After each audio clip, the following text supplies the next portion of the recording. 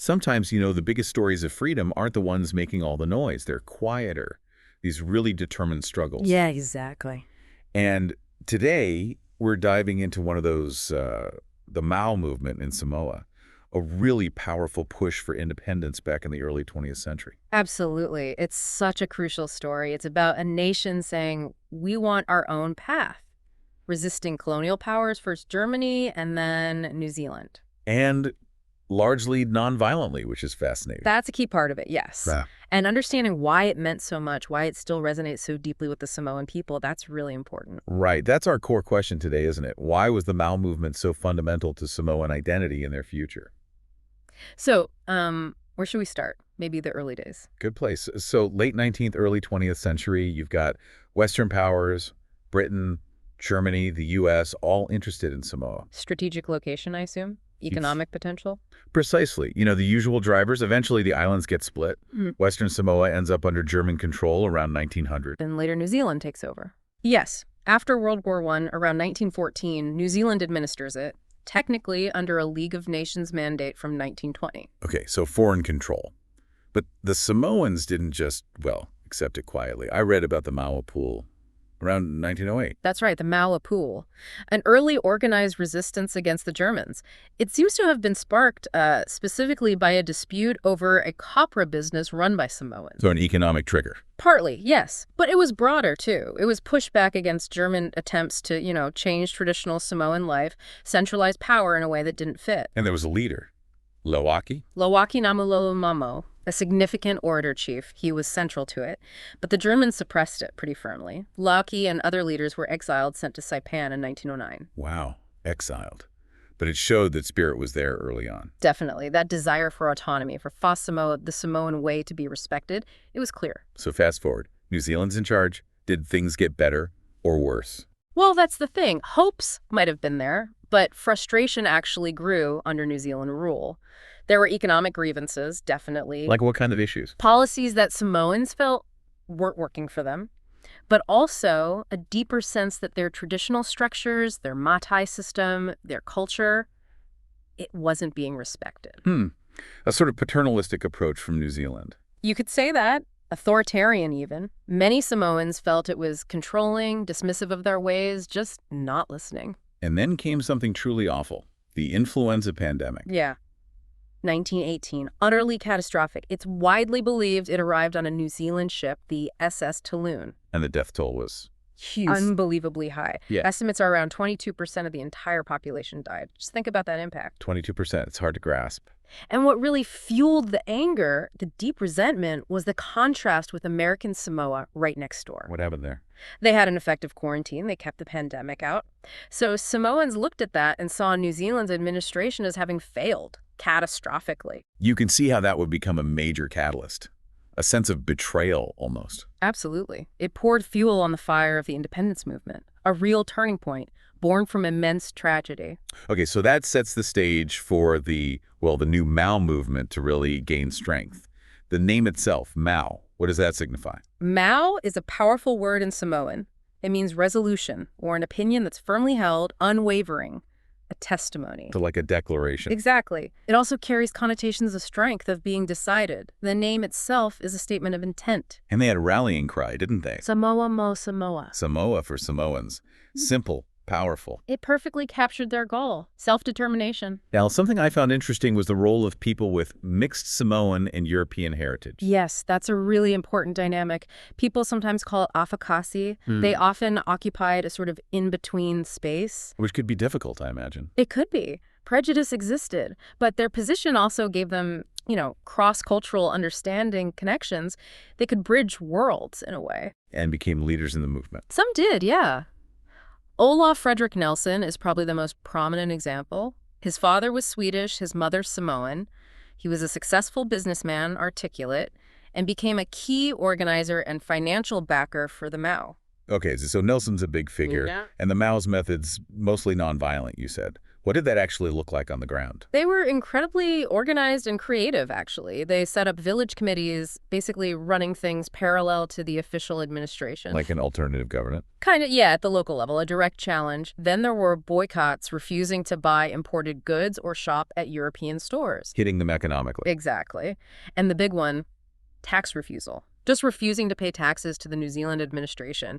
That really undermined them. That takes guts. What else? They even formed their own sort of police force, Leoleo Olamau, to maintain order within their own communities and structure. Wow. So really building parallel institutions. They were. And they pulled children out of government schools, rejecting the colonial education system. Protecting their own culture. Yes, and simply ignoring government officials, refusing to cooperate, holding peaceful marches and demonstrations to show their numbers and unity. They even had a newspaper. The Samoa Guardian, yeah. To get their message out, counter the official narrative.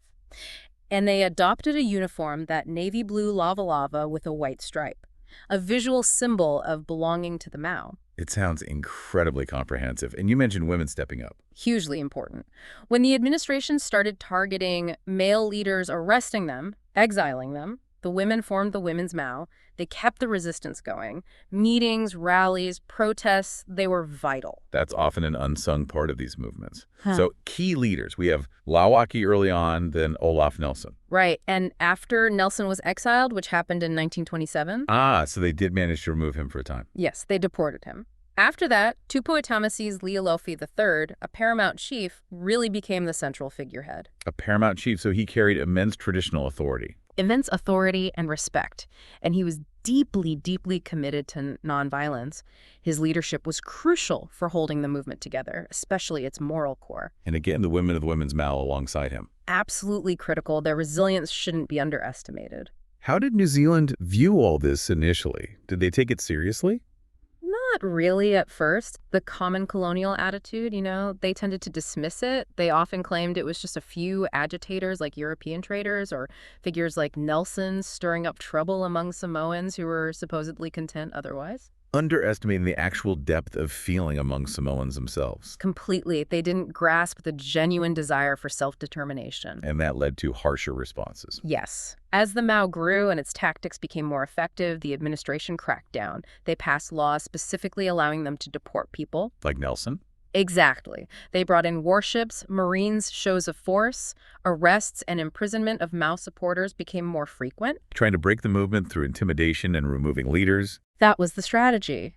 But it tragically escalated. Leading to Black Saturday.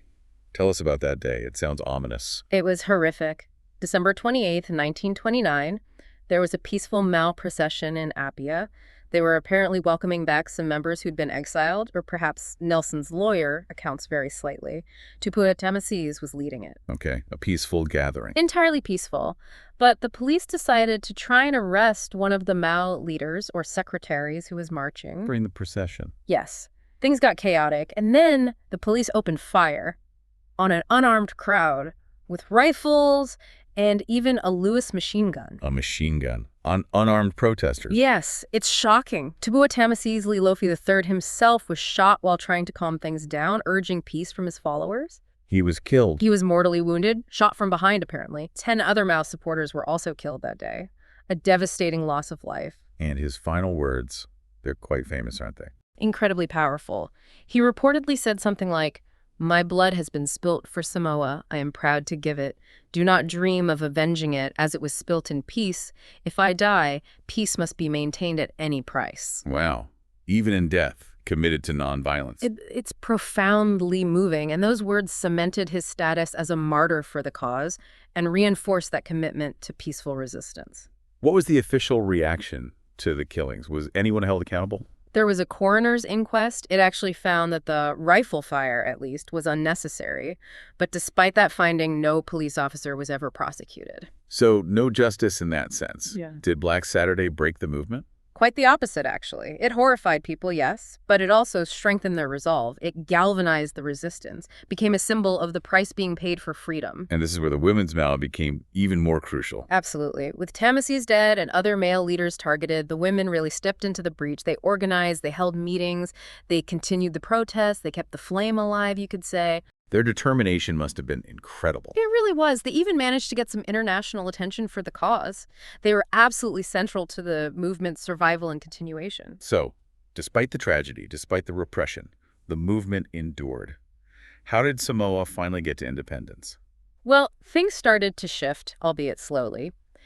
In New Zealand, a Labour government came to power in 1936, and they were, let's say, slightly more sympathetic or at least less openly repressive. A change in approach. A gradual one. They eased some of the repressive measures, started involving Samoans a bit more in governance, but, the pressure from from the Samoan people, never really let up They kept pushing. consistently.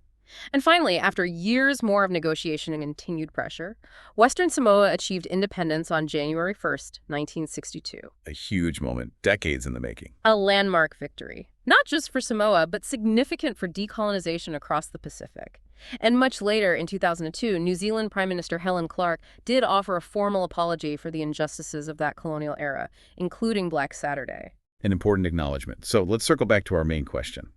Looking at this whole story, the resistance, the sacrifice, the eventual success, why was the Mau movement so deeply important to the Samoan people? I think fundamentally it was about reclaiming their identity, their sovereignty, their fa Samoa. It was a rejection of being told how to live by outsiders. A fight for dignity and self-respect. Absolutely. It showed their resilience, their determination against, a much more powerful colonial force.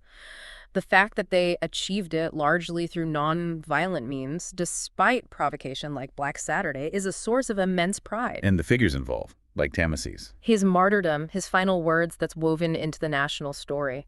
The sacrifices weren't forgotten. It demonstrated their ability to govern themselves, to stand united. Achieving independence was the ultimate validation of their struggle. It proved Samoa wasn't just a slogan, it was achievable. It really defined their modern nationhood. It did. It's a cornerstone of their history and their identity. It shaped their path forward and remains an inspiration. It's an incredible story. The Mau movement really stands out as, well, a testament to the power of peaceful resistance, the strength of cultural identity, and just sheer human perseverance. Definitely.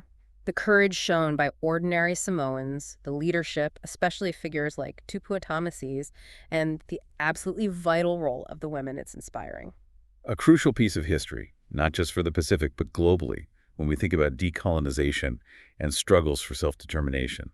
Well, thank you for joining us on this deep dive into such a significant movement. My pleasure. It's a story that deserves to be known. Absolutely. And if you listening found this exploration valuable and you're interested in more deep dives into these kinds of pivotal historical events and their lasting impact, please do consider subscribing to the channel.